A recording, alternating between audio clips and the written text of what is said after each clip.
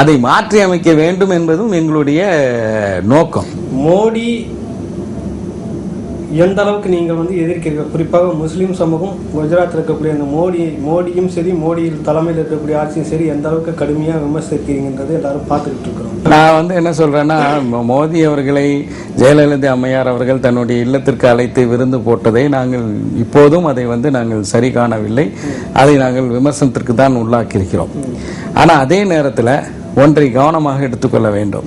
இப்படி இவர் விருந்து கொடுத்தார் என்றால் கருணாநிதி அவர்கள் என்னதெல்லாம் செஞ்சாங்கிறதையும் நம்ம பட்டியல் போடணும்.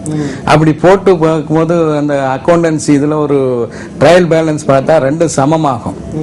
ஆனாலும் அரசியல் ரீதியாக தான் பார்க்கணும். இதை நான் வேடிக்கைக்காக சொல்லவில்லை, சீரியஸா நான் சொல்ல விரும்புகிறேன். 2002 பிப்ரவரி மாதம் கடைசியில கோத்ராவில் சபர்மதி எக்ஸ்பிரஸுக்கு நெருப்பு வைக்கப்பட்டு 54 அப்பாவி பயணிகள் எரிந்து உயிரிழக்கிறார்கள். அதை தொடர்ந்து குஜராத்தில் நடைபெற்ற கலவரத்தில் 2000க்கும் மேற்பட்ட முஸ்லிம்கள் உயிரிழக்கிறார்கள். உடைமைகளுக்கான இழப்பு ஏற்படுகிறது. ஒன்றை தெளிவாக புரிந்து கொள்ள வேண்டும். 2002 இந்த சம்பவம் நடைபெற்ற நேரத்தில் மத்தியில் பாஜகவினுடைய தலைவர் அடல் பிகாரி வாஜ்பாய் அவர்கள் தலைமையில் தேசிய ஜனநாயக கூட்டணி அரசாங்கம் நடைபெறுகிறது. அந்த கூட்டணி அரசாங்கத்தினுடைய முக்கிய கட்சியாக, இன்னும் சொல்ல போனால் அந்த ஆட்சிக்கு முட்டுக்கு கொடுக்கக்கூடிய ஒரு கட்சியாக இருந்தது திராவிட முன்னேற்ற கழகம் என்பதை மறுக்க முடியாது. நீங்கள் ஒரு அனுபவம் மிகுந்த செய்தியாளர்.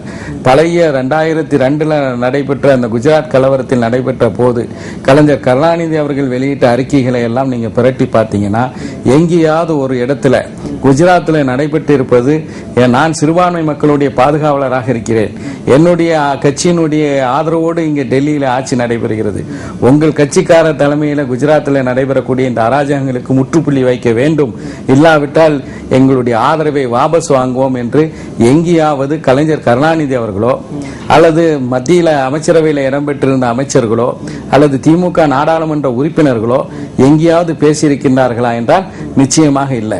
குஜராத் கலவரம் தொடர்பான கண்டன தீர்மானம் கொண்டு வரப்பட்ட போது கூட அதனை ஆதரிக்காதவர்கள் தான் இந்த திமுக காரர்கள் என்பதை நிச்சயமாக நாம் மறக்க முடியாது.